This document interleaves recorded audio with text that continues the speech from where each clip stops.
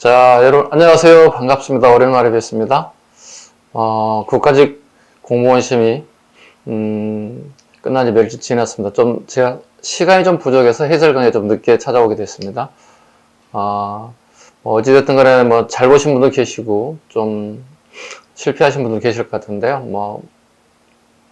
수고하셨단 말씀 드리고 싶습니다. 네, 시험이라고 하는 것은 그 중압감을 이겨내는 것도 쉬운 일은 아닌데, 여러분 고생하셨고요.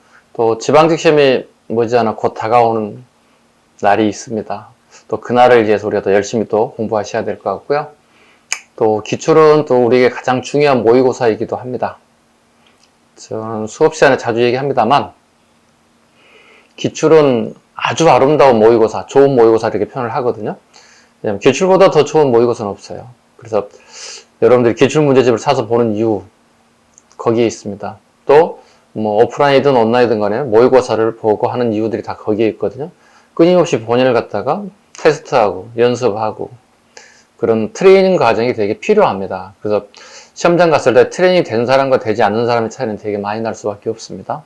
그래서 웬만한 시험을 많이 합격 여부와 관계없이 응시해 보시라는 얘기를 자주 드립니다. 소방이면 소방, 경찰이면 경찰, 네, 일반직 준비하시면 이렇게 보셔도 됩니다. 합격된다는 보장은 없지만 시험장의 분위기를 익히는 게 되게 중요한 모임이기 때문에 자주 보라는 말씀을 드리고 있고요. 또 이번에 또 지방직을 앞두고 국가직 공무원 시험 문제를 한 번씩 풀어보는 것도 좋은 의미를 가진다 볼 수 있겠습니다. 그래서 같이 여러분과 함께 풀어보도록 하겠습니다. 자, 여러분 그 필기시험 문제지는 이렇게 선생님이 이렇게 복사해 왔습니다. 물론 이렇게 화면을 통해서 같이 하겠지만 이런 게 하나씩 복사가 되어 있다면 좋을 것 같고요. 또 이미 시험을 보신 분 같은 경우 이런 종이가 하나씩 있을 거라고 보거든요. 같이 여러분과 수업을 같이 하면서 또 필요한 부분 필기도 좀 하시면서 같이 해보도록 하겠습니다. 자, 시작하겠습니다. 자, 문제 1번부터 한번 보도록 하겠습니다. 문제 1번은 우리가 국어하고 우리 한국사 약간 섞여 있는 내용인데요. 가끔 요즘에 이런 문제들이 2년에 한 번씩 종종 나오는 것 같아요. 우리 수업 이론 시간을 가끔 얘기합니다. 유리항 이야기할 때 한 번씩 나오는데요. 유리항은 이거 사료 던지고 답은 이렇게밖에 나올 수밖에 없습니다. 했던 것들이 가장 대표적인 것인데요. 일명 우리가 알고 있는 이건 항조가라고 얘기하죠. 네. 네. 고구려 유리왕시기에 대한 얘기고요.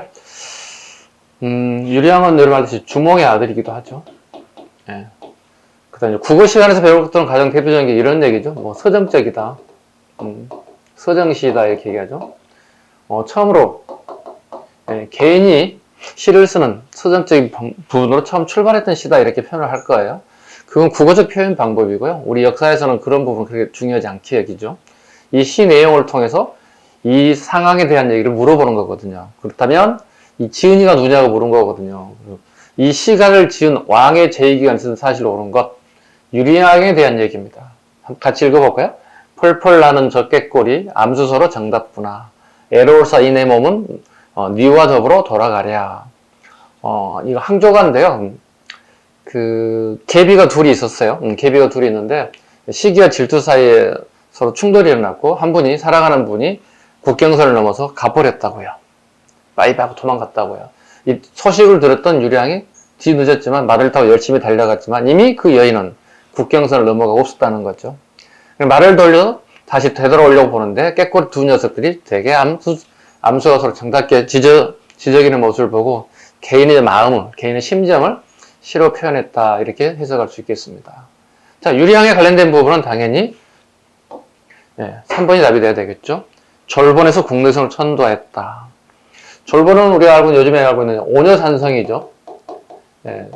오녀산성은 디펜스하기는 되게 좋죠. 그죠? 수비하기는 되게 좋지만, 궁궐로서는 되게 적지라 볼 수 없겠죠. 그래서 좀 더 넓은 지역으로 옮기게 돼서, 이게 국내성입니다. 그래서 이거, 배산 임수가 잘 돼 있었다. 이렇게 얘기하죠. 산에는, 등 뒤에는 산이 있고, 앞에는 물이 흐르는, 농사 짓기에, 그 다음에 생활에 가장 편리한 장소인 국내성으로 천도했다. 이게 유리왕 때입니다. 그리고 난 다음에 이제 장수왕 때 여러분 알다시피 이제 평양성으로 천도하게 되는 겁니다. 그래서 고구려의 수도 천도에 대한 부분을 은근히 물어보는 내용 중에 하나입니다. 첫 번째 졸본, 그 다음에 국내성, 그 다음에 평양성 이렇게 유리항식의 국내생 정도로 알고 계셔야겠죠? 오답도 한번 같이 보겠습니다. 진대법을 시행하였다. 고국천왕에 대한 얘기. 최초가 아니고요. 을파소, 국상이었던 을파소의 건의에 따라서 진대법을 실시했다. 춘대춘합에 관련된 부분이죠. 춘대춘합. 일종의 구휼책이다. 백성들에 대한 구휼책이 시행됐다. 낭랑을 추출했다. 미천왕이죠. 이 정도는 우리가 다 아시는 내용일 거예요. 미천왕은 서한평을 공격하죠. 서한평은 오늘날의 단둥이라고 말씀드렸어요. 그죠? 서한평을 점령하고 낭랑을 축출하겠다. 한사군 중에 이제 낭랑을 축출함으로써 우리 옛 고조선의 영토를 회복하게 됐죠. 옛 고조선의 영토를 회복하게 되었다. 이해 가셨죠?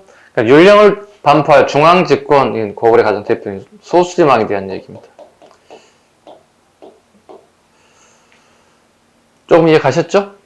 뭐 이 정도는 다 풀었을 거라고 생각합니다. 물론 일부 틀리신 분도 계실 거라고 생각합니다만, 답은 3번이 되겠습니다. 넘어갈게요. 문제 2번으로 넘어가도록 하겠습니다. 자, 문제 2번 가겠습니다. 자, 밑줄 친 유학자에 대한 설명으로 옳은 것을 고르세요. 풍기군수 주세붕은 고려시대 유학자의 고향인 경상도 순흥면 백운동에 해헌사를 세우고, 해헌은 수업 시간에 자주 얘기했던 부분입니다. 해헌은요, 안양의 호이기도 합니다. 에오세요 했던 겁니다. 안양에 대한 사당을 건립하게 되었고, 1543년 교육시설을 더해서 백운동선을 건립하게 되었습니다. 소원에 관련된 부분이 나오죠. 백운동 소원에 관련된 부분. 안양에 대한 얘기입니다. 안양에 대한 문제를 갖다가 물어보는 건데요. 유학자는 안양이 되겠습니다. 해헌, 안양이라고 얘기하죠. 아주 난이도가 낮은 최하 난이도라고 봐야 되겠죠. 옳은 것을 골라주세요. 자, 보겠습니다. 해주 향약을 보고하였다. 이의에 대한 얘기죠. 해주 향약뿐만이 아니라 이의는 서원 향약도 있습니다. 서원 향약.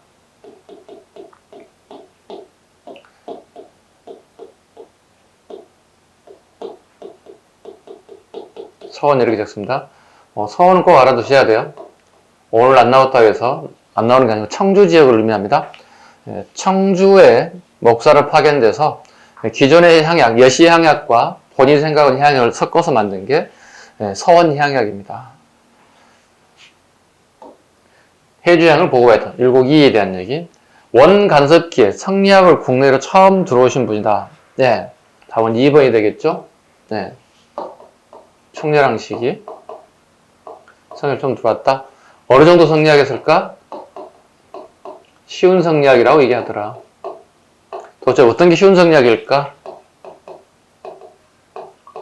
소학에 대한 얘기. 그 다음에 주자갈에 대한 얘기. 주의가 쓴 책이죠, 다.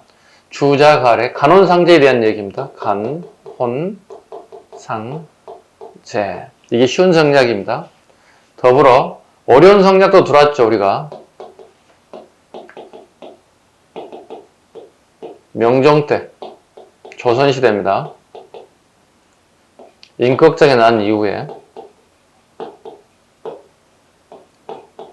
어려운 성리학이 들어왔죠. 그 어려운 성리학 여러분 아시는 이항의 주리론, 이의 주기론, 성학십도를 저술하여 경애를 강의하다. 그림 도자가 들어가 있죠. 이항입니다. 성학지묘, 요거 이입니다. 즉 군주가 되려고 하는 자들은 이항 선생 입장에서 스스로 자율성을 얘기하고 있죠. 자율성을 가지고 스스로 공부할 수 있어야 된다.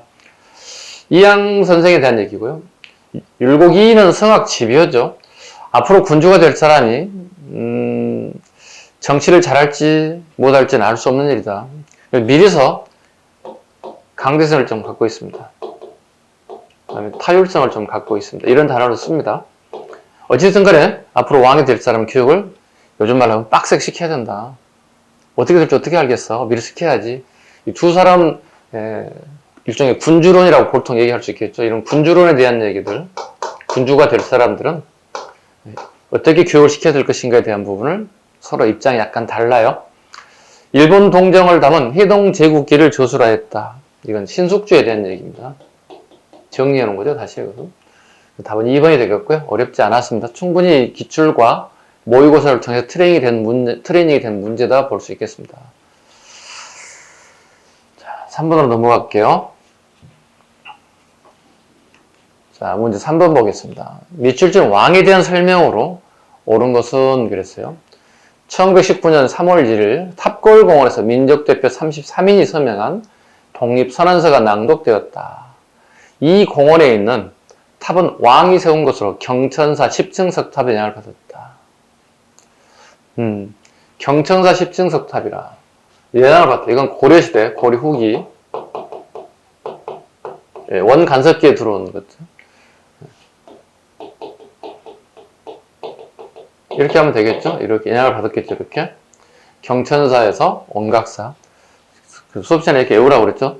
그럼 경찰 시험에 하면 출제가 됐죠? 이렇게. 제가 외우는 방법은 이렇게 했죠. 경원이씨 이렇게 암기사항입니다. 이렇게 경천사 원각사. 조선초 세조 때죠. 그러니까 원각사는 새로 만든 절이 아니고요. 기존의 절을 바꿨죠. 이름을. 흥복사라는 절이 있었죠. 흥복사라는 절에서 원각사라는 이름으로 명칭이 개칭되었고 거기에 십증석탑, 경천사 꽃 같은 탑을 만들었습니다. 얘기입니다. 이것도 되게 쉬운 문제입니다. 세조에 관련된 부분이니까 그거 고르시면 되겠죠. 우리나라 전쟁사를 정리한 동국병감을 편찬하였다. 뭐 이건 문종 때입니다. 이미 기출 되게 많이 떴던 문제고요. 모의고사도 마찬가지고. 그 다음에 동문선이죠. 성정 때죠. 조선성정입니다. 서거정의 명에서 서거정이 우리나라의 신라시대부터 고려시대까지 뛰어난 글들을 모아서 편찬한 것, 동문선이다. 수업시간에 가끔 이렇게 얘기해줘. 자르라고 이렇게. 문서는 중국 걸 얘기합니다. 그죠? 문서는 중국 걸 얘기하는 거고, 중국의 뛰어난 시문을 모은 거고, 동문서는 우리나라 걸 얘기합니다. 야, 우리 것도 읽어야 되지 않냐? 꼭 중국 것만 읽어야 되겠어? 이런 의미를 가지고 있습니다. 6조 직계제를 실시하여 국왕 중심의 정치체제를 구축하였다. 답은 이건데요. 시험에 되게 많이 나왔던 것들이죠. 두 분밖에 안 계세요. 그죠? 태종하고 세조기 때문에 답은 3번이 돼야 되겠죠.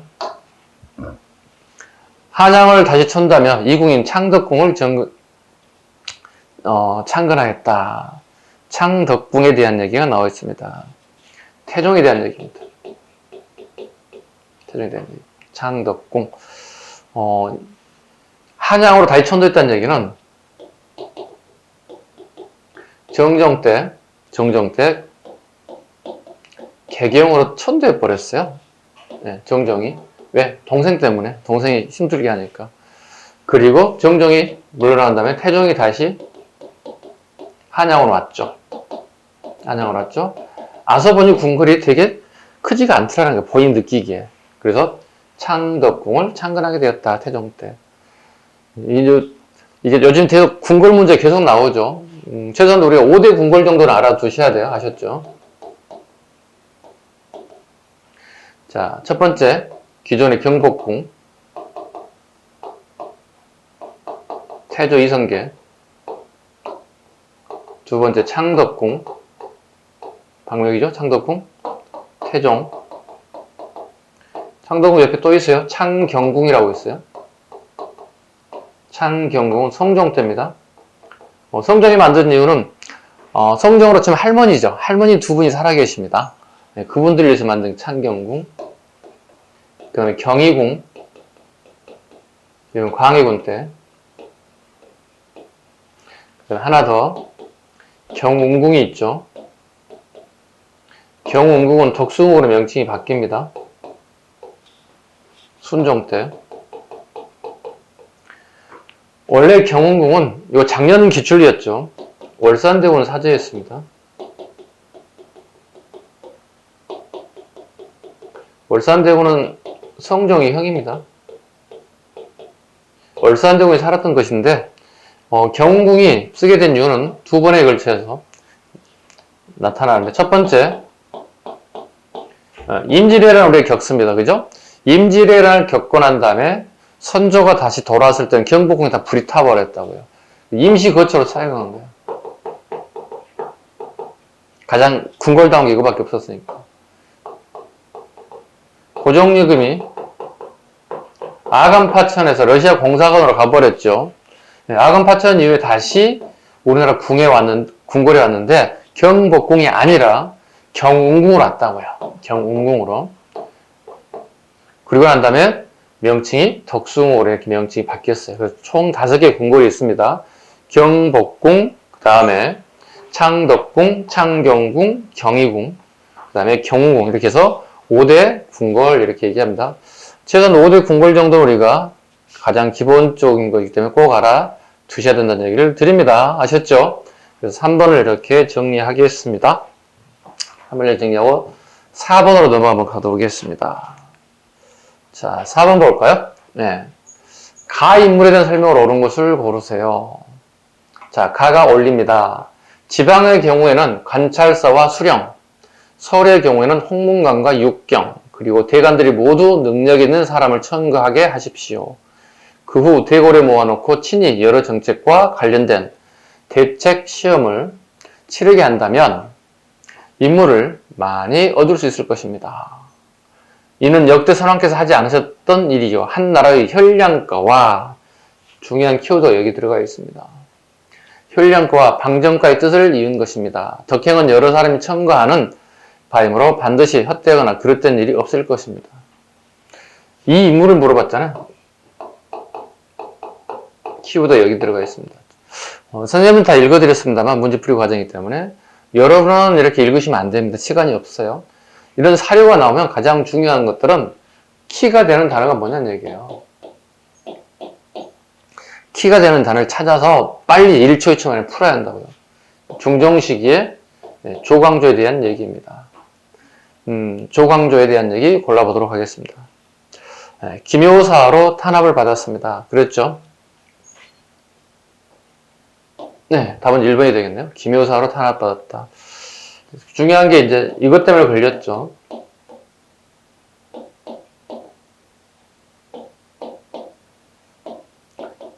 조초이양 사건이라고 보통 얘기하죠.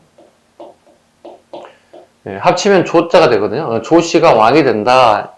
이와 같은 나무 잎에다가 감즙을 발라서 벌레들이 갉아먹게끔 하고 이걸 결국 왕에 바치게 됐고 왕이 이 사실을 알게 됐고 결과적으로는 조광조에 대한 부분이 탄핵으로 받아들여졌다. 그 결과 전라도 하순으로 유배를 가게 되었고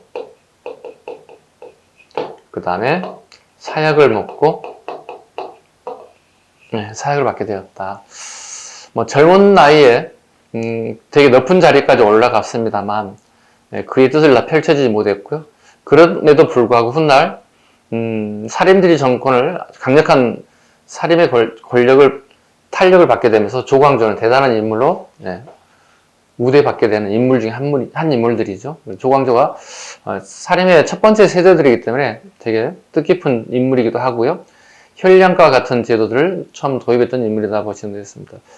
이건 그렇게 어렵지 않게 나왔어요. 보통 문제는 조광조 이렇게 나오진 않는데 약간 형태가 약간 다른 형태의 조광조에 대한 문제다 보시면 되겠습니다. 문제는 그렇게 어렵진 않았습니다. 네, 답은 1번이고요. 조의제문, 이렇게 잘라서 읽으셔야 됩니다. 조의제문 이렇게 자르셔야 됩니다. 의제는 왕 이름이고요. 네, 누군가가 의제를 죽였다는 거죠. 여러분이 알고 있는 이제 서초패양이죠. 서초패양이라고 얘기하죠. 항우입니다. 네. 항우가 어린 조카를 죽이고 왕위를 찬탈했죠. 누구의 모습과 비슷한가요? 누구의 모습과 비슷해요? 네, 세조하고 비슷하죠. 네. 그래서 세조의 왕위 찬탈, 즉 단종을 제거하고 왕위에 올랐던 세조에 대한 비판의 글을 실게 됐죠. 이걸 실은 사람은 김종직이고요. 네. 그의 제자 김일손이 사초에 실게 되었다. 이 정도는 다 아실 거예요. 문정왕후의 수렴청정을 지지한 분은 그의 동생이겠죠. 윤원영이겠죠. 윤원영은 소윤이라고 합니다. 대윤, 소윤 할 때. 소윤파들이 지지했겠죠. 반대급부는 우리 알다시피 윤임입니다. 대윤이었겠죠. 대윤이 어떻게 해요? 제거가 되죠. 소윤이 권력을 잡게 되면서 문정왕후 수렴청정을 하게 됐고, 되게 양비론적인 입장이 있습니다. 문정왕후에 대한 평가가요. 그죠? 네. 연산군의 생모 윤씨를 폐비하는 데 동조했다. 상당수 많은 사람이 동조했죠. 가장 대표적인 한명회 같은 인물들, 이런 인물들이 동조했다 보시면 되겠습니다. 답은 그런데 큰 문제는 없었습니다. 답은 1번으로 가면 되겠습니다. 문제 5번으로 갈까요? 자, 문제 5번. 신석기 시대 유적과 유물을 바르게 연결한 걸 골라보세요.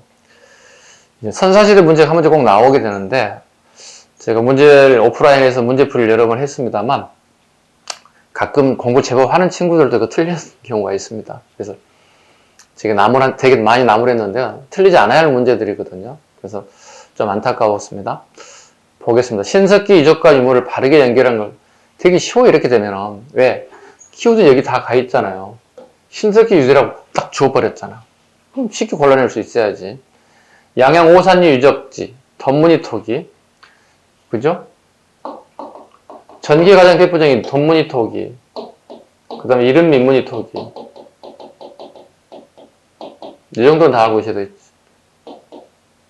중기, 빗살무늬 토기, 그죠? 이렇게. 후기, 번개무늬 토기.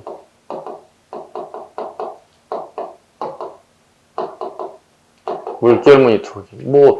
이 정도는 수없이 수없이 했던 내용들입니다. 서울 남사동 주정의 빗살무늬 토기.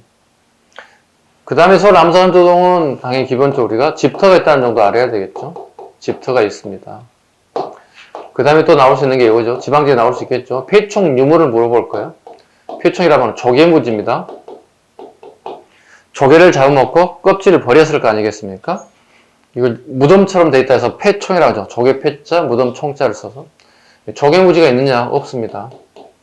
조개무지 있는 데 어딘가요? 부산 동삼동에 있습니다. 이렇게 잡으시면 되겠습니다. 그래서 기역과 니은은 되게 정확하게 표현을 했다 보시면 되겠습니다. 이렇게 답이 되겠죠? 공주 석장리 유적지는 미송리 토기이다. 구석기를 대표하는 거죠. 미송리는 청동기를 대표하는 거니까 옳지 않습니다. 동삼동, 신석기는 맞습니다만 아슐리안 주먹토끼, 이건 구석기입니다. 우리나라에서 주먹토끼가 발견되면 안 되는 이론이 있었죠. 이걸 모비우스 이론이라고 그러죠. 모비우스 이론이 파기가 되는 계기가 됐죠. 보통 우리나라는 주먹토끼가 아니라 집게만 나와야 된다는 이론이 모비우스 이론이었거든요. 근데 경기도 연천 전곡리 주먹토끼 때문에 이 이론은 파기되고 말았습니다. 되게 쉬운 문제였기도 했습니다. 자, 됐죠? 5번까지 풀었고요. 넘깁니다. 자, 문제 6번 한번 볼까요? 네, 6번 보도록 하겠습니다. 수업 시간에 자주 얘기하는 거, 이런 문제는 나옵니다 했던 것들이거든요. 뭐예요? 블렁크 문제잖아요. 즉, 다르게 표현하면 가로넣기 문제라고요. 네. 가로넣기 문제는 분명히 나옵니다. 수없이 얘기했던 부분이거든요. 같이 보도록 하겠습니다. 자, 가시기에 있었던 사실은 뭔가요? 고구려의 침입으로 한성이 함락되자 수도를 함성을 옮겼습니다. 예. 475년 문주왕에 대한 얘기입니다. 475년 문주왕에 대한 장수왕이 침입하죠. 네, 475년에 계로왕이 죽죠. 계로왕이 사망합니다. 어디에서? 아차산성에서 사망하게 됩니다. 네, 그게 475년이에요. 475년 그 아들 문주왕이 옹진으로 천도했다. 옹진은 어디예요? 오늘날에? 공주겠죠? 공주를 천도하게 됐다. 그 다음에 가가 브렁크고요. 마지막에 성왕은 사비로 도부를 천도했다. 예, 538년 백제왕이죠. 사비는 오늘날의 부여입니다. 오늘날의 부여죠. 웅진에서 이렇게 송왕식이 이렇게 옮겼다 보시면 되겠습니다. 이렇게. 그리고 난 다음에 가에 들어갈 왕이 뭐냐고 물어보는 거죠. 이 브렁크 문제가 쉽지는 않죠. 네. 신라 왕을 골라내는 거거든요. 이 시기에. 이 시기에 신라 왕이 뭐가 있을까? 가장 대표적인 게 이 연도를 유추해 본다면 소지마리까, 지증왕, 그 다음에 법웅왕 이렇게 볼 수 있겠습니다. 근데 지금 요것만 알게 된다면 최소한 이 정도만 알게 치더라도 여기 진왕 요 시기의 연도를 보면 진왕 여기 업적이 나오면 안 되는 거거든요. 대가의 정보가 했다. 562년 진흥왕이거든요. 562년 진흥왕 대가를 정보가 했다. 그죠? 그러고 난 다음에 창녕비를 쳐게 되죠. 창녕비. 물론 창녕비는 561년이고 562년이 대가의 정복입니다. 참고로. 네. 그다음에 항철영비 오늘날의 함경도 지역까지 즉 거부를 했던 깊은 데까지 올라가게 됐죠. 예, 568년 진흥왕. 됐죠? 그다음에 거칠부가 국사를 편찬하게 하겠다. 진흥왕의 명령이었죠. 예, 645년에 마찬가지 진흥왕에 대한 얘기입니다. 2차 대전 순교를 계기로 불교가 공인되었습니다. 예, 527년 법웅왕에 대한 얘기입니다. 답은 4번이 되겠습니다. 네, 조금 시간이 필요했던 부분이죠. 생각해야 될 부분이 있고 조금 시간이 필요한 부분이기도 했다. 그럼에도 불구하고 고구려 백제 신라에 대한 블렁크 문제는 꾸준하게 나올 것이다. 앞으로도 나올 것이다. 향후에 있을 6월에 있는 지방직에도 이런 유형의 문제는 나올 수밖에 없습니다. 됐죠? 자, 이렇게 마무리합니다. 6번 문제. 7번 볼까요? 자, 시기별 대교류에 관한 설명으로 옳지 않는 것. 이번 특징 중에 하나가 이거죠. 대부분 요즘 트렌드는 사료가 거의 많이 제시되는데 사료를 제시하지 않고 간단하게 예전 스타일로 물어본 문제 되게 많아졌어요. 그래서 또 이런 단답형 문제가 또 익숙하지 않은 친구들은 어렵게 느껴질 수 있어요. 왜냐하면 사료 중심의 공부를 하다 보면요. 그죠? 네, 그렇지만 시험은 시험이에요. 그래도 풀어야 돼요. 옳지 않는 겁니다. 백제, 너리사 측에 일본의 불경과 불상을 전파했다. 이거 너무 많이 나왔지 않나요? 네, 성왕 시기에 너리사 측에 되게 잘 나왔던 부분이 꼭 기억하셔야겠습니다. 통일신라 장보고가 청해전을 설치하여 해상권을 장악하게 되었다. 예, 맞죠? 신라 흥덕왕 시기. 흥덕왕 시기. 고려 예성강하구의 병랑다가 국제항으로 변성하였다. 이건 뭐 몇십 년 동안 우려먹은 문제 같습니다. 예, 조선 명과 교류에서 중간계시와 책문시가 있었다. 예, 계시는 공무역이죠. 나라와 나라가 하는 무역을 우리 공무역. 책문후시라고 그랬죠. 후시는 사무역 얘기합니다. 밀수 얘기하는 겁니다. 전개됐다. 맞는 얘기인데 여기 틀렸어요. 예, 명이 아니라 청으로 바꿔주셔야 됩니다. 수업 시간에 자주 했던 거기도 해요. 나옵니다 했거든. 올해 나옵니다 했던 거예요. 아니나 다를까 나왔어요. 볼까요?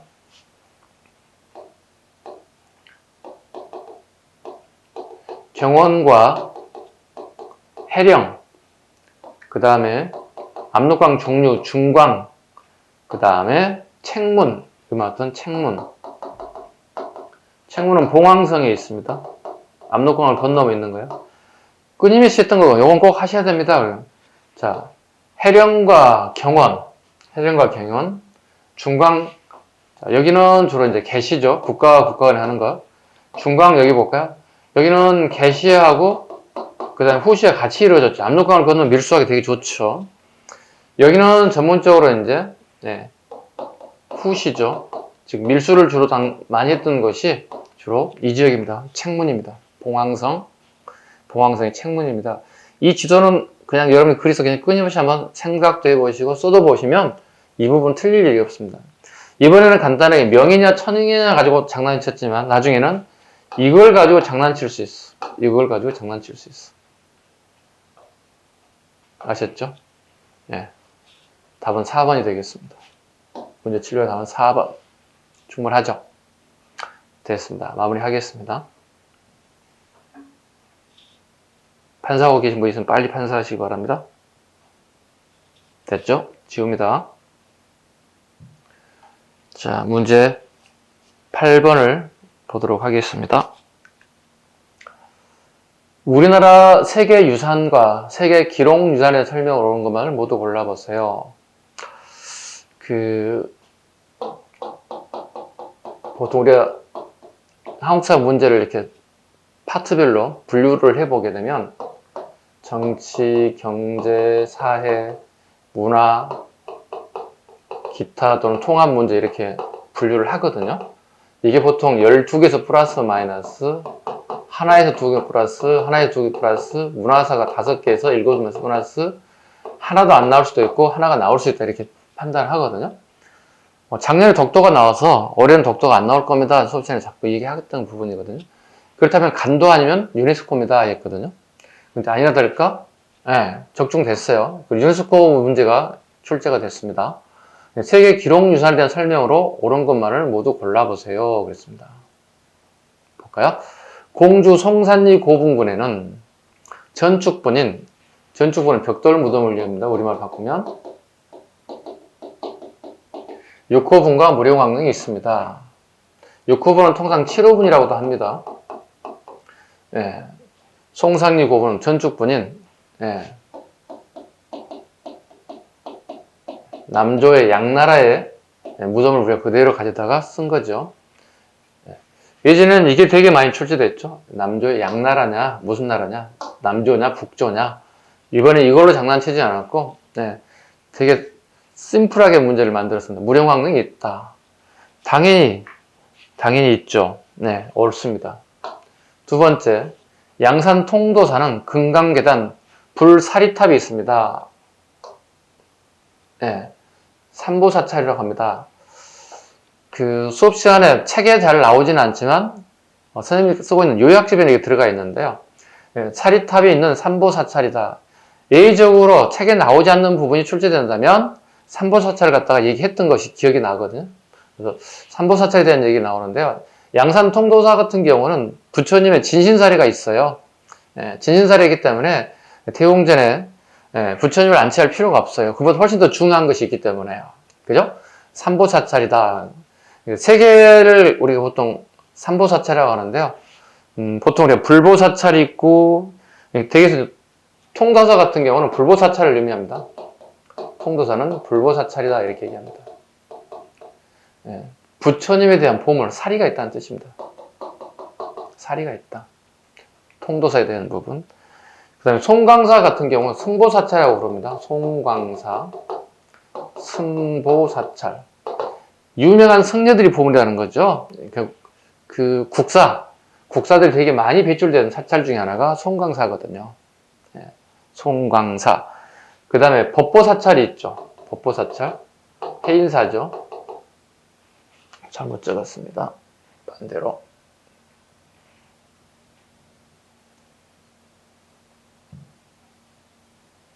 이제 오는군요. 해인사. 법보사찰이라고 합니다. 팔만대정경이 있으니까 불법이 보물이죠. 여기는 불법이 보물이다 이런 뜻입니다. 이런 것들을 삼보사찰이다. 우리나라에 세 가지 보물이 있는 사찰들이다 이렇게 얘기합니다. 그 다음에 디귿번 남한산성은 병조한테 인조가 피나는 것이다. 정확하게 맞네요. 그래서 기역, 니은, 디귿 다 맞습니다. 그 다음에 승정원 일기는 역대 왕의 훌륭한 언행을 실록에서 뽑아 만든 사서이다. 실록에서 뽑은 것들은 이제 국조보감을 얘기하죠. 국조보감. 왕들의 선정, 아주 잘한 정치들만 추려서 엮은 책이 국조보감입니다. 왜냐하면 왕들이 왕조실록을 자꾸 보고 싶어해요. 자기 아버지 또는 본인에 대한 얘기를 어떻게 적었을까 되게 궁금해 한다고요. 보지 못하게끔 만들었습니다. 승정일기는 말 그대로 오늘날의 비서실이죠. 대통령. 왕의 비서실에서 보는 업무일지입니다. 그래서 기역, 니은, 디귿이 정답이 되겠고요. 니은 오답이 되겠습니다. 답은 그래서 3번이 되겠습니다. 됐죠? 문제. 그렇게 어렵진 않았어요. 근데 이제 처음 이 부분이 어려웠을 거라 생각합니다. 지금 현재 요 니은 지문이 익숙하지 않은 친구들은 좀 어려웠을 거라고 봅니다. 여기에서 아마 시간을 좀 고민하지 않았을까 이렇게 한번 생각해 봅니다. 또 공부를 좀 하는 친구들은 쉽게 문제를 풀어낼 수 있지 않았을까 이렇게 생각을 해 봅니다. 자, 지우겠습니다. 자, 문제 9번. 수험생들이 느끼는 이제 문제 9번 문제죠, 이게. 실은 이번 국가직 시험 문제에서 가장 난이도가, 네, 상위에 해당되는 문제였다, 이렇게. 유일하게 20문제 중에서 아마 이거에 아마 난이도 조절용으로 출제되지 않았을까, 또는 100점 맞는 걸 거부하지 않았을까, 출제자들이. 그런 취지로 내지 않았을까. 왜냐면, 모르는 문제는 아닌데, 내용을. 그런데 지도를 통해서 공부하는 트레이닝이 안 돼 있어요, 여러분들이요. 이런 문제는 수능형 문제 또는 한국사 능력검정 시험, 줄여서 한능검 유형의 문제에 가깝습니다. 선생님이 이런 문제를 되게 좋아한다고 자주 얘기를 하거든요. 왜냐면 앞으로 우리 공무원 시험은 우리 공무원 시험은 한능검을 닮아가야 된다. 저는 항상 이런 생각을 하거든요. 공무원 시험은 너무 뭐라 그럴까요? 디테일한 부분이 너무 많이 나오는 부분이 있거든요. 한능검 이런 문제 되게 자주 출제되는 문제인데 이번에 적용된 것 같습니다.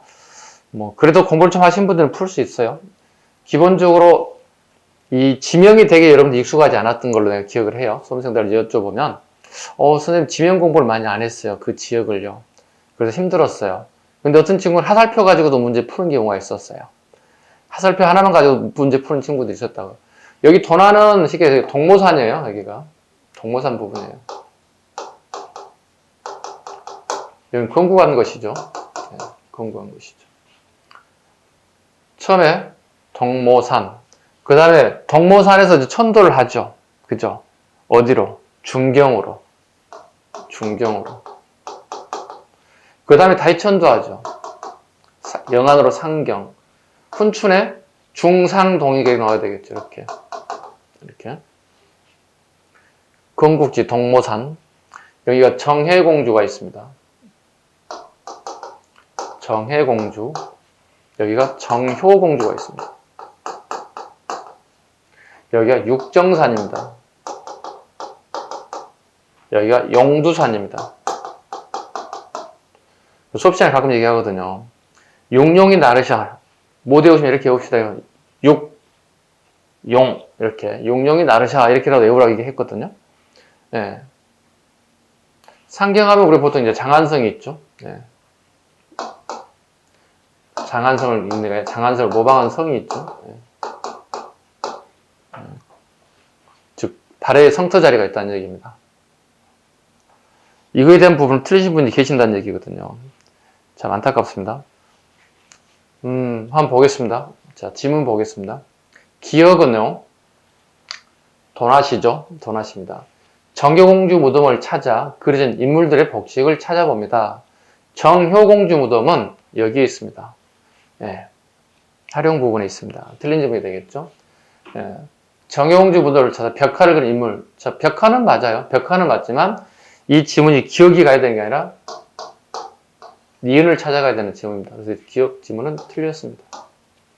두 번째, 용두산 고분을 찾아 벽돌 무덤의 특징을 탐구해 본다. 용두산입니다. 맞았죠? 용두산, 정효공주 무덤, 벽돌 무덤의 특징을 가지고 있습니다. 정확하게 맞습니다. 지급번. 오봉산, 성문터를 찾아서 구조를 당의 장안성과 비교해 봅니다. 네. 발의 궁궐 지역문을 오복루라고 하거든요. 네. 오복루 성문터를 찾아 성의 구조를 당의 장안성과 비교해 본다. 그리고 여기에 주작대로가 있음을 확인해 볼 수 있다. 됐죠? 그 다음에 니을번 정혜공주 무덤을 찾아. 니을은 동경이잖아요. 정혜공주 무덤은 고구려 무덤 얘기는 뭐죠? 굴식 돌방 무덤이라는 얘기죠. 여기는 그죠? 굴식 돌방 무덤 구조를 찾아본다. 정혜공주 무덤이 어디 있나요? 잘 보세요. 지도 한번 봐보시죠. 지도. 저기 있잖아요. 도나시 있잖아요. 이거 뭐 어떻게 가야 됩니까? 기억으로 가야 되겠죠. 그죠? 그래서 니은, 디귿이 정답이 되겠습니다. 답은 3번이 돼야 되겠죠. 3번이 돼야 되겠습니다. 가장 난이도 있는 문제이긴 했지만 글쎄요. 선생님 입장에서 어렵지 않았는데 우리 수험생 입장에서 좀 어려웠을 것 같기도 해요. 네, 이거 틀리고 막 욕하신 분들 계신 것 같기도 하고요. 네, 되게 본인에 대한 실망, 자책하신 분들 되게 많았던 것 같은데 시험은 이미 지나갔어요. 잊으세요. 네, 잊으셔야 됩니다. 또 새로운 유형의 또 문제가 나오기 때문에 또 적응을 또 하셔야 되겠습니다. 가장 난이도 있는 문제이긴 했지만 이게 그 지명을 가지고 장난쳤던 문제가 제 기억에 한 10여 년 전에 한번 출제가 됐는데 이번에 또다시 나온 것 같습니다. 그래서 이런 유형의 문제를 공부하다 보면 야, 우리 기출이 5년, 6년짜리 가지고는 안 되겠구나. 더 먼 곳까지도 공부를 해야 되겠구나. 이런 생각을 하게 됩니다. 자, 9번 문제 마치겠습니다. 자, 10번으로 가겠습니다. 10번은 되게 쉬운 문제입니다. 그냥 주는 문제입니다. 자, 다음 상소문을 왕에 대한 있었던 사실을 골라보세요. 석교를 행하는 것은 석가모니 부처할 때 불교를 얘기하는 겁니다. 불교를 행하는 것은 수신의 근본이요. 유교를 행하는 것은 이국의 근원입니다. 수신은 내생의 자요. 이국은 금일의 요무입니다. 금일은 지극히 가깝고 내생은 지극히 먼 것인데 가까움을 버리고 먼 것을 구함 또한 잘못이 아니겠습니까? 뭐 공부하자고 하는 겁니까? 불교 공부하세요? 유교 공부하세요? 이거 하자는 얘기잖아요. 불교는 죽어서 가는 것인데 살아서 필요한 것은 이건데 이거 하자는 거잖아요. 성종 때 고려 성종입니다. 최승로의 시무 28조 내용 중에 가장 잘 나오는 부분 7조와 20조 중에 가장 잘 나오는 부분만 출제가 됐습니다. 성종에 대한 얘기 골라내면 되겠죠? 자, 1번 양경과 12목의 상평창을 설치했다. 상평창은 물가 조절 기관이죠. 양경은 수도가 2개란 얘기죠.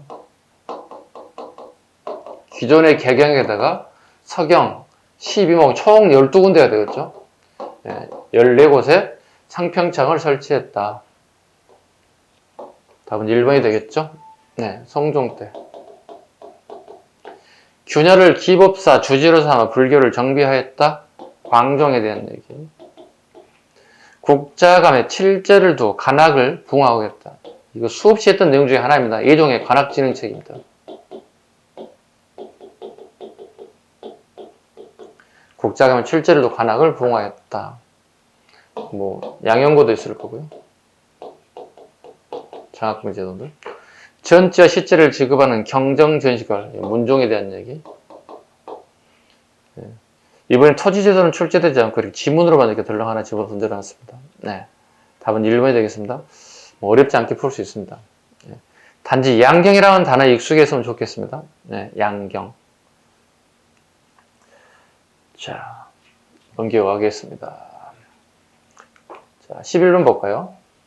이승만 정부의 경제정책으로 옳지 않은 것을 고르세요. 그랬습니다. 되게 심플해졌죠? 네. 되게 시간을 단축할 수 있습니다. 한눈에 보이지 않나요? 1차 경제개발 5년 계획을 추진하였다.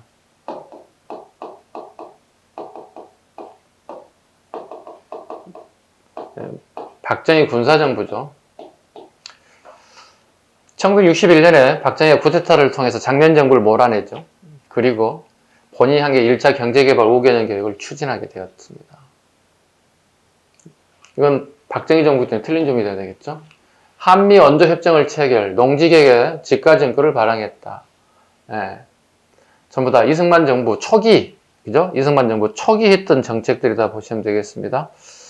그 다음에 재분재당 면방직 304, 이거 미국으로부터 원조를 받죠. 50년대 중반에.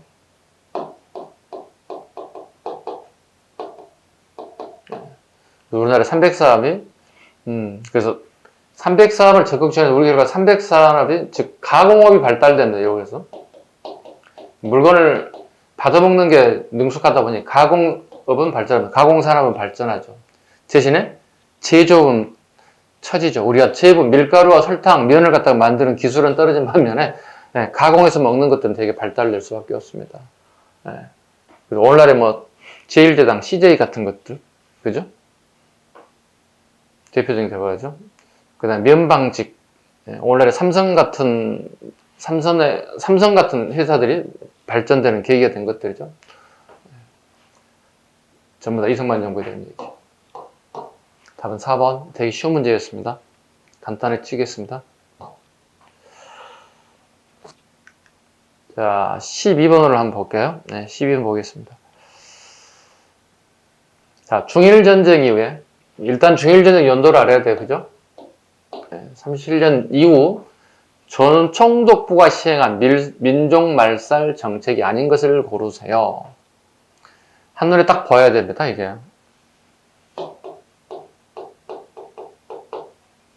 초예요. 남면 북양 정책이에요.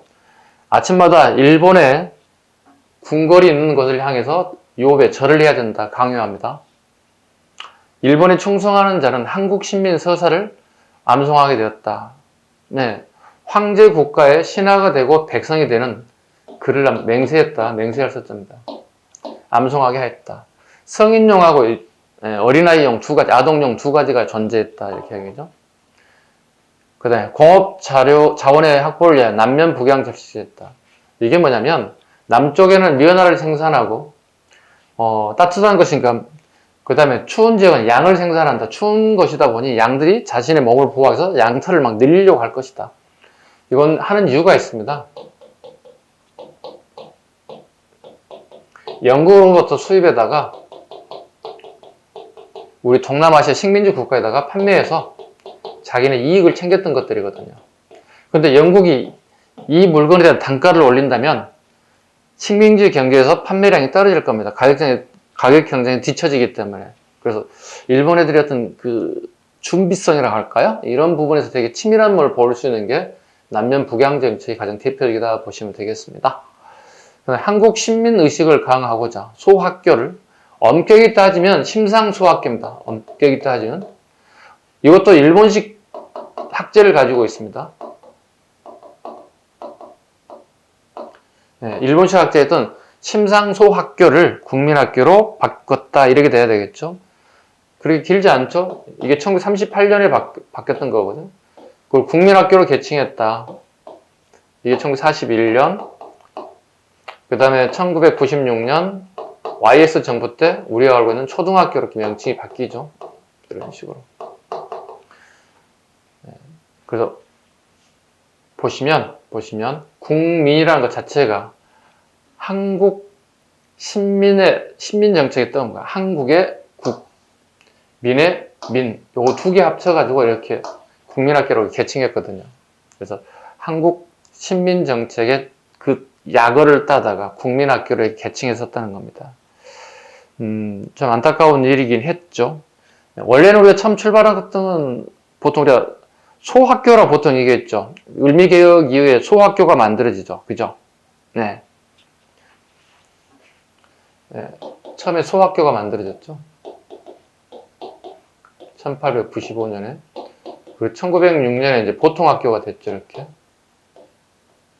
보통학교가 이렇게 심상소학교로 바뀌었어요. 이렇게. 심상소학교에서 다시 이렇게 국민학교로, 다시 이렇게 초등학교 바뀌어가는 과정들입니다. 잘 메모해 주시기 바랍니다. 소학교, 그 다음에 보통학교, 보통학교가 이게 이제 일본식 학교 명칭으로 바뀌는 거야. 이게 학제가 일본에서 초등학교를 심상소학교로 불렀던 거예요. 심상소학교를 그 다음에 국민학교를 이렇게 우리 걸 바꿨다. 일제 잔재를 YS 정부 때 없애겠다고 만든 게 이제 초등학교가 되었다.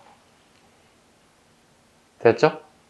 중일전쟁 이후에 우리 민족 말살 정책이 아닌 것을 고르세요.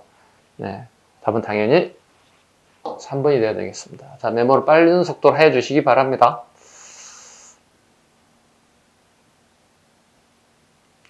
중일전쟁 모르면 안 됩니다. 그죠? 네. 참고로 자주 나오는 것 중에 하나죠. 만주사변도 가끔 물어보기 때문에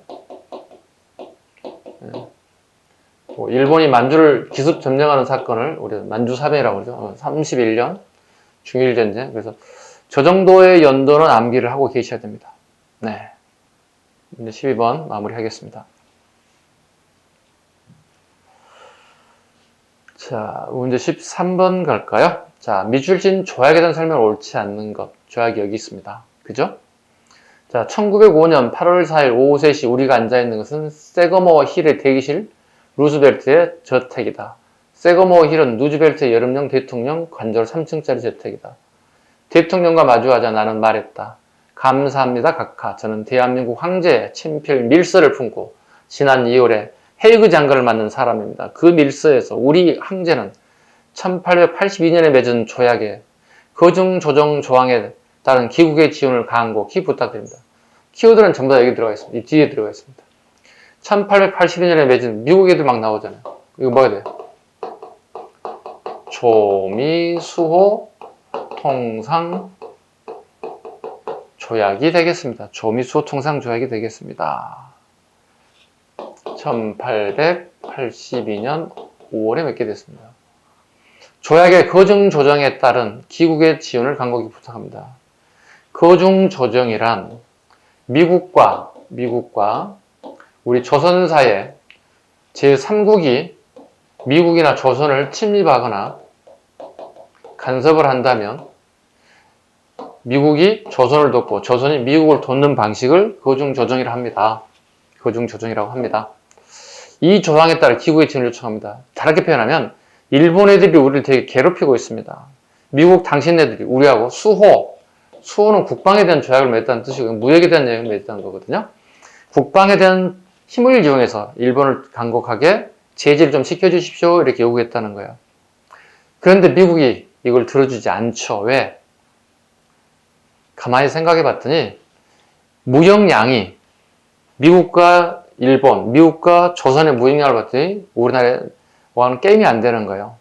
그래서 굳이 무역을 잘하고 있는 나라를 가지고 제재를 할 이유가 없겠죠. 그래서 이렇게 얘기합니다. 이 거중조정의 내용 중에 일부를 당신네들이 해석을 잘못한 것 같습니다. 이렇게 얘기했다고요. 이건 수호라고 통상이라는 단어는 그냥 통상 들어간 단어입니다. 이렇게 얘기했다는 거예요. 말이 안 되는 거죠.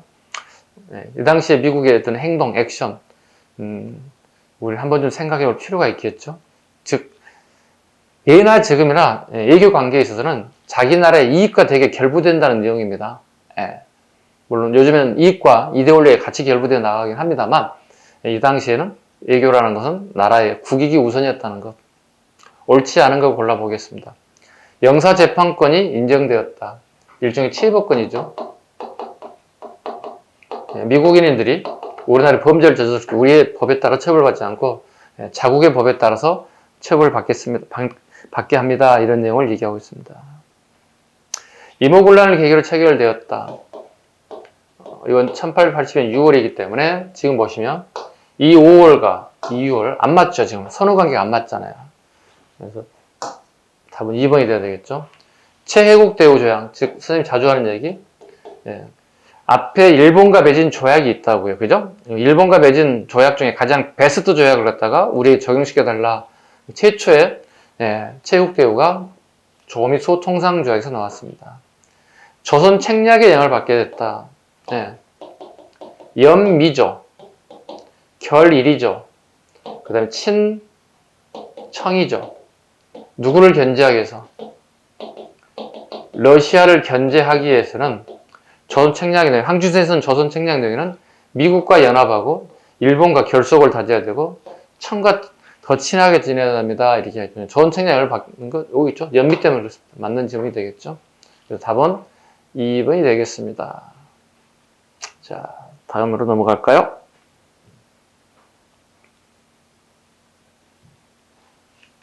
자, 문제 14번. 고려제 향리에 대한 설명을 옳은 것만을 모두 골라보세요.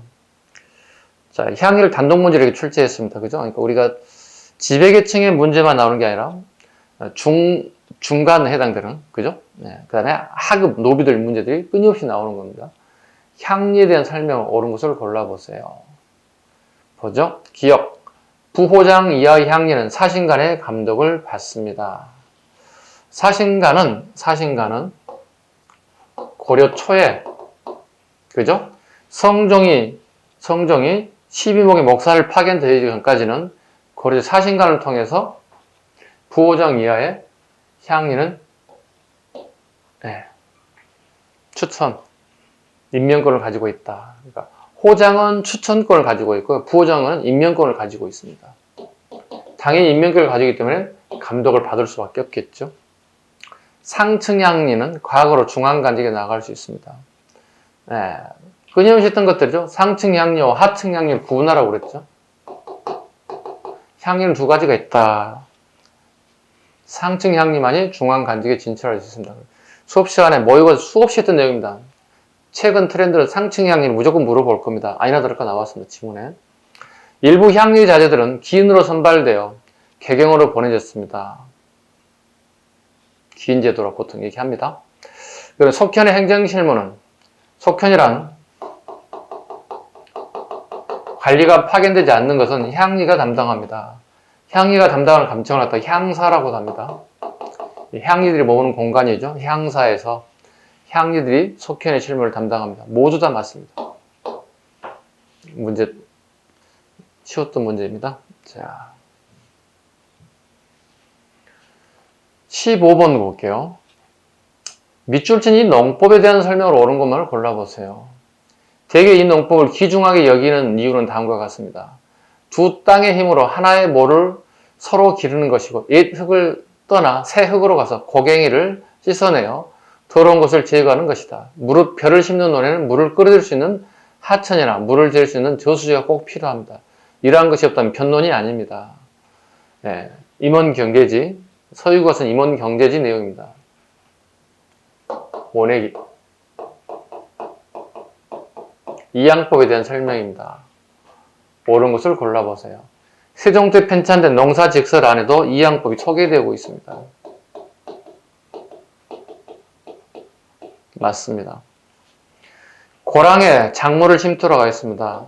이건 견종법이라고요. 밭농사 때 하는 겁니다. 지금 현재 하는 건 뭐죠? 논농사 얘기하는 겁니다. 지금 현재. 경국대전의 수령칠사 항목에도 강조되었다. 수령칠사에 농업장려책은 존재합니다. 그러나 경국대전에는 모내기 대한 내용은 존재하지 않습니다. 직파법보다 풀법은 노동력을 절감할 수 있습니다. 그렇죠. 예. 줄을, 이걸 못줄이라고 얘기합니다. 줄을 쭉 늘어뜨려서 모를 심기 때문에 사람이 이동할 수 있는 통로가 확보됩니다. 통로가 확보되기 때문에 풀 뽑는, 즉 잡초죠. 쉽게 얘기해서. 잡초를 뽑아야 되죠. 왜? 얘는 영양분을 되게 많이 먹거든요. 영양분을 갖다가 우리 모내기 한 벼들이 충분히 먹어야 성장, 발육이 잘 되겠죠. 당연히 모내기에는 가장 많은 노동력이 투입되는 것 중에 하나가 잡초 제거인데 이거 제거됐다는 뜻입니다. 틀렸죠. 그래서 요거 틀렸고, 맞았죠? 맞았고요. 그 다음에 요거 틀렸고, 이거 틀렸고, 이거 맞았죠? 기역,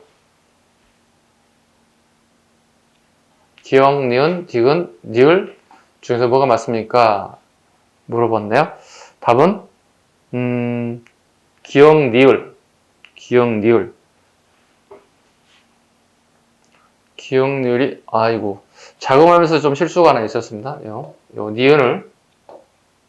니을로 바꿔주시면 되겠습니다. 기역 15번의 문제가 여기 오타가 하나 있어서요. 답은 이렇게 하면 되겠습니다. 자, 15번에까지 풀었고요. 그 다음에 16번으로 넘어가겠습니다. 16번. 밑줄 친 헌법이 시행 중인 시기에 일어난 사건은 뭔가요? 이 헌법은 한 사람의 집권자가 긴급조치라는, 이거 단어가 나와 있었나 벌써? 법 절차와 권력 남용을 양보할 수 없는 국민의 기본 인권과 존엄을 억압하였다. 그리고 이러한 권력 남용에 형식적인 합법성을 부여하고자 중략 입법, 사법, 행정, 상권을 한 사람의 집권자에 집중. 와우, 이건 이제 주석제죠. 쉽게 얘기해서 이게 말이 안 되는 거죠. 이 시기에 헌법이 나오는 시기에 긴급조치, 유신헌법이죠. 보통 10월 유신이란 말을 많이 쓰죠. 1972년 1980년까지 유신헌법식, 즉 박정희 대통령식입니다. 생각해보세요. 봐보세요. 한 사람 입법 사람이 모든 걸 다 가진대잖아요. 독재죠. 네, 완전 독재 정치죠. 이때 일어난 사건이 뭐냐고 물어보고 있습니다.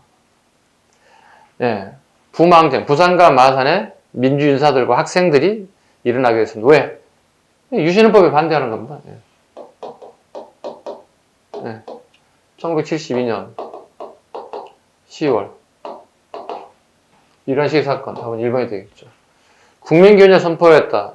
이거 우리 기출문제예요. 네, 68년 7.4남북 공동성명 박정희 정부식 이건 1972년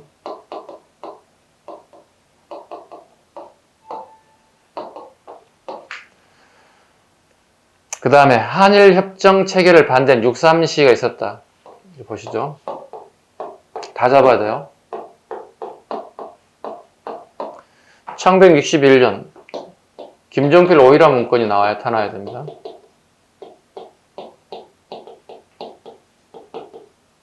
네, 김종필과 그 다음에 일본 의상 오이라가 비밀리에 만나서 협의를 하게 됐습니다. 그 문건이 유출됐습니다. 그래서 처음으로 해방된 지 15년이 지나서 한일 관계를 정상화시키려고 하는 비밀 해동이 포착됐다 언론에. 64년에 6.3 시위가 극에 달하게 됐습니다. 학생들이 6.3 시위하게 됐다. 즉 한일협정 반대 얘기하는 겁니다. 그럼에도 불구하고 1965년 한일협정이 이루어졌다. 아쉬운 것은 사죄금을 받아야 되는데 이걸 못 받았다는 거예요. 받은 것은 결국 독립축하금밖에 못 받았어요. 이게 잘못됐다는 거예요. 이게 우리가 사죄금을 받아야 되는 거예요. 근데 우리가 독립축하금을 받아야 되겠냐고. 그럼 박정희 대통령은 왜 한일협정을 이렇게 굴욕적인 얘기를 하려고 했을까? 이것 때문에 그렇습니다. 박정희 대통령은 그 군사 쿠데타 이후에 우리 경제 개박을 실천하려고 하는데 돈이 없어요. 재정적인 문제가 가장 큰 문제였거든요. 돈 되는 것은 아마 찾아내지 않았을까. 그러다 보니 같은 시기에 베트남 파병도 일어나지 않았을까 이렇게 보고 있는 거죠. 경제 개박을 실천의 가장 중요한 요소, 재정적인 문제 해결하는 방법은 베트남 파병, 그 다음에 한일협정을 받아서 독립축하금을 받아서 그 돈을 종잣돈을 이용해서 경제 개발을 시작하지 않았을까 이렇게 해석들을 다 되고 있는 부분들이기도 합니다. 답은 1번이 되겠습니다. 되게 쉬운 문제이기도 하는데요. 네. 죄송합니다. 선생님 다 쉽다고 얘기하죠. 네, 여러분이 선생님 아닌데요 이렇게 하시는 분도 계실 수 있어요. 네. 자주 하는 얘기 그렇습니다. 어느 정도 기초가 좀 되신 분들은 합격을 바라보잖아요. 그죠? 작년, 재작년 계속 합격자들 통계를 뽑아봤다고요. 과목별로 어느 정도 맞으면 합격하는가 봤더니 합격자들의 합격 점수를 한국사를 봤더니 95, 100이었어요. 제 오프라인 수업 중에 물어봐요. 공부 잘하는 친구 몇 점 맞았어요? 다 맞았습니다 하는 친구도 있고 하나 틀렸어요 하는 친구들도 있어요. 그 애들은 이제 합격권에 이제 걸쳐 있어요. 그래서 지금 국가직과 지방직 두 개를 다 보죠. 네. 하나만 걸리면 된다는 거거든요. 둘 중에 하나만. 작년에 이런 경우 때 많이 봤는데요. 열심히 하셔서 둘 중에 하나만 걸리게끔 하시기 바랍니다. 오케이? 자, 이어서 갑니다. 17번. 미출신 회의에 있었던 사실은 뭔가요? 본 회의는 2천만 민중의 공정한 뜻에 바탕을 둔 국민적 대화합으로 최고의 권위를 가지고 국민의 완전한 통일을 공고하게 하며 강복 대업의 군본 만집을 수립하여 우리 민족의 자유를 만회하며 독립을 완성하기를 기도하고 이에 선언하노라. 본 대표 등은 국민이 이탁한 사명을 받들어 국민적 대단계를 힘쓰며 독립운동에 나아갈 방향을 확립하여 통일적 기관 아래서 대업을 완성하고자 하노라. 네, 국민 대표입니다.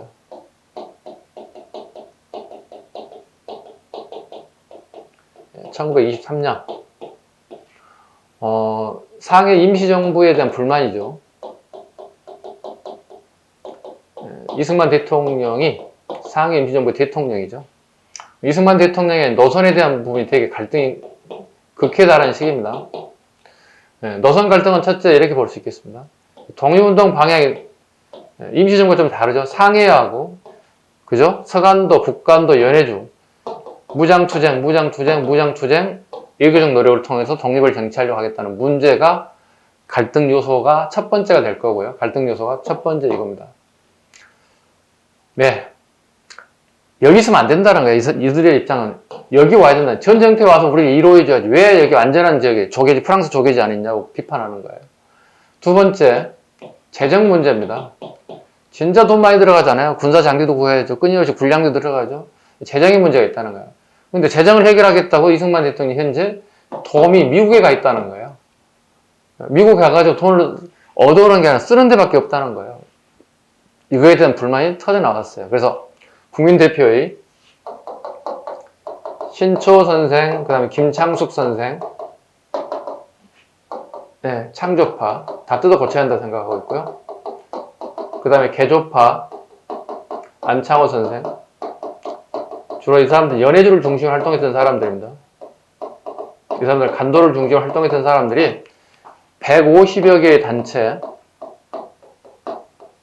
약 300여 명이, 그죠? 300여 명이 모여서 이승만 대통령 탄핵을 결정하게 됐습니다. 그래서 3분의 이상의 수를 얻어서 결국 이승만은 탄핵되고 말았습니다. 이해에 있었던 사실이 뭔가요? 자, 1번 갑니다. 대한민국 건국 강령이 상정되었다. 이건 1941년 충칭정부 때 얘기하는 거예요. 네. 건국 강령이 상정되었다. 이 건국 강령 내에 여러분 아시는 조수왕의 삼균주의가 여기 포함되어 있어요. 처음으로 정치, 경제, 교육의 평등을 요구했다. 박은식이 임시대통령이 선출됐다. 아까 이승만 대통령이 탄핵됐다고 그랬잖아요. 그죠?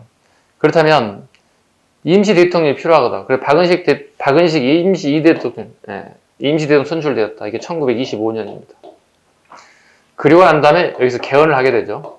25년에 개헌합니다.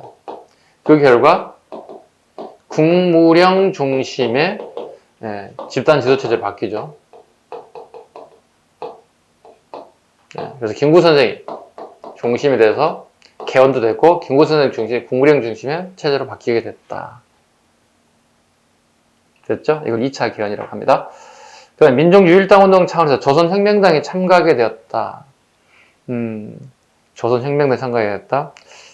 민족유일당 운동이다. 1935년에 35년에 민족유일당 운동이 만들어지죠. 일명 35년입니다. 한국민족 이렇게 되죠. 한국민족혁명당의 혁명당. 줄여서 한민혁이라고 합니다. 이때 지청천의 조선혁명당도 참가하게 됩니다. 이게 몇 년이냐 물으면 35년이에요. 임시정부를 대체할 새로운 조직을 만들자는 주장이 되었다. 네, 지금 정부는 안 된다 생각하고 새로운 정부를 만들어야 됩니다. 새로운 지배체제를 만들어야 됩니다. 답은 4번이 되어야 되겠습니다. 되게 오랜만에 나왔네요. 이 내용 사료는요. 네, 국민대표의 어떤 취지들이 되게 잘 나와 있는 부분입니다. 한 7, 8년 된 것 같은데 나온 지가. 네. 이것도 기출 사료로 그대로 꼭까지 출제되는 부분입니다. 이렇게 해서 17번까지 자, 넘겨가겠습니다.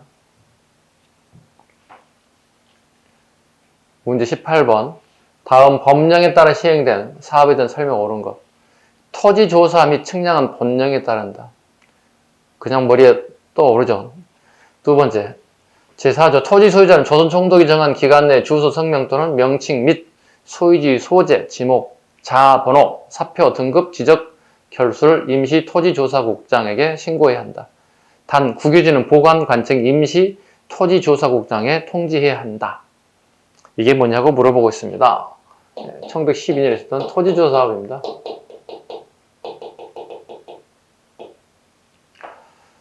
옳은 거 골라볼까요? 농상 공부를 주무기관으로 하였습니다. 아니죠. 토지조사국이 주무기관이죠. 틀렸죠? 두 번째, 역둔토, 궁장토를 총독부 소유로 만들었습니다. 맞죠? 이건 기출에 굉장히 많이 나왔던 부분이에요. 모의고사도요. 그죠? 역둔토. 우리가 지금 각 지역별로 역들이 있죠. 무슨 역들이 있죠. 뭐 서울역, 용산역, 뭐 이런 식으로. 지방에 또 역이 있죠. 부산역, 뭐 대전역, 강주역, 역둔토, 그 역을 만드는 데 필요한 역둔토를 소유하게 되었다.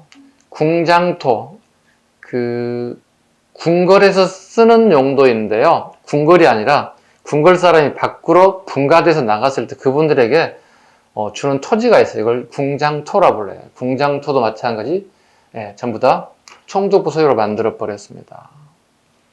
토지 약탈리에 동척 만들었습니다. 토지 약탈은 동척은 1908년이에요. 그래서 요건 12년이든 앞뒤가 안 맞는 내용이겠죠. 그 다음에 춘공태치, 농가 부채 근절을 목표로 했다. 이건 일명 농촌진흥운동입니다. 우리가 한 게 아니고요. 일본 애들이 농촌진흥운동을 30년대 초반 이후에 했던 운동입니다. 그래서 답은 2번. 어렵지 않게 풀 수 있는 문제였습니다. 자, 19번. 개항기 무역에 대한 설명이 옳지 않는 것. 단답형으로 나왔죠. 어쩌면 여러분이 더 어려울 수 있겠죠. 개항기입니다. 개항장에서 조선인 객주가 중개 활동을 했다. 네. 객주 보시죠? 네. 객주는 중개업을 하신 분이다. 최초의 우리나라의 공인중개사들이야. 수업 시간에 이렇게 얘기했거든요. 우리 시중에 하면 공인중개사 간판 되게 많죠. 네. 이분들이 아파트, 토지면 토지를 갖다가 중개하고 수수료를 통해서 생활을 영위하는 사람들이거든요. 그래서 우리나라 최초의 공인중개사는 객주입니다. 중개활동을 했습니다. 네. 기본입니다.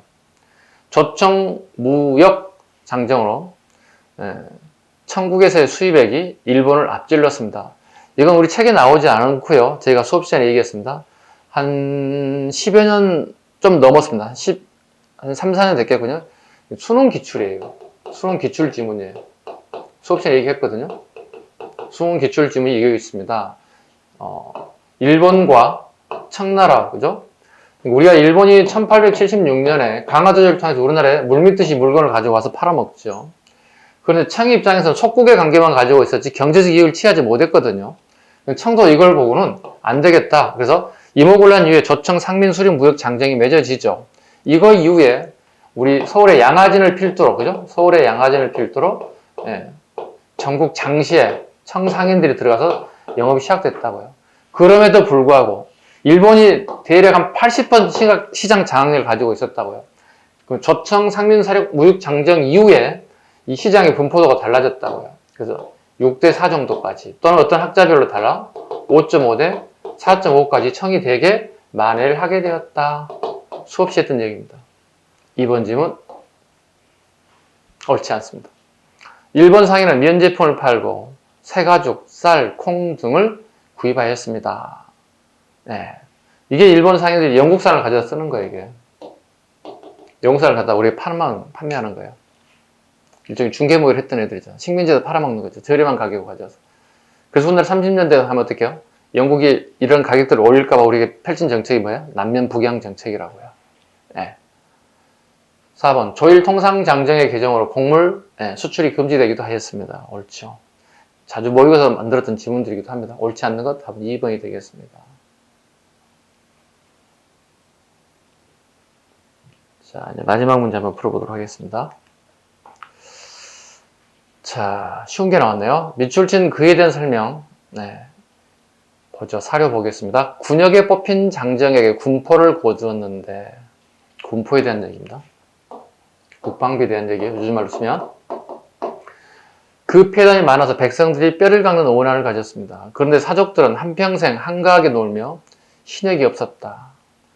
그러나 유속에 끌려 이행되지 못하였으나 갑자년초에 그가 강력히 나서서 기천이 동일하게 장정 한 사람마다 세납전 이민을 바치게 하니 이를 동포전이라고 하였다.